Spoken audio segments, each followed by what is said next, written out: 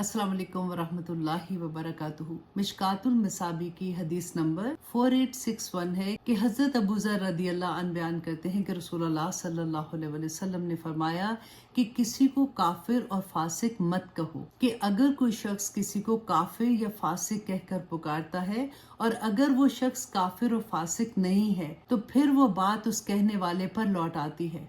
और इसी तरह से नबी सल्लल्लाहु अलैहि वसल्लम ने फरमाया था कि किसी पर लानत ना भेजो, क्योंकि अगर वो उसका मुस्तहिक नहीं है तो लानत वापस उस शख्स पर आ जाती है जिसने उस पर ये लानत भेजी होती है। इसलिए बहुत सोच के अपने मुंह से लफ्ज़ अदा करने चाहिए। देखिए, अक्सर हम ये बात सुनते हैं कि लोग आराम से ये बात कह देते हैं कि फलां फिरके वाला काफिर है, वो तो फासिक है, उस पे लानत हो, वो ऐसी बात करता है। तो नबी सल्लल्लाहु अलैहि वसल्लम की ये हदीस सब तक पहुंचा दे, ताकि कहने वाले को इस बात का एहसास हो कि अगर वो बात ये गलत कह रहे हैं तो ये लानत, ये काफिर और ये फासिक होना वापस उस तक आ जाता है। अल्लाह सुब्हानहू तआला हमारी जुबान के फितने से हमें महफूज रखे। आमीन सुम्मा आमीन। अस्सलाम वालेकुम वरहमतुल्लाहि वबरकातुहू।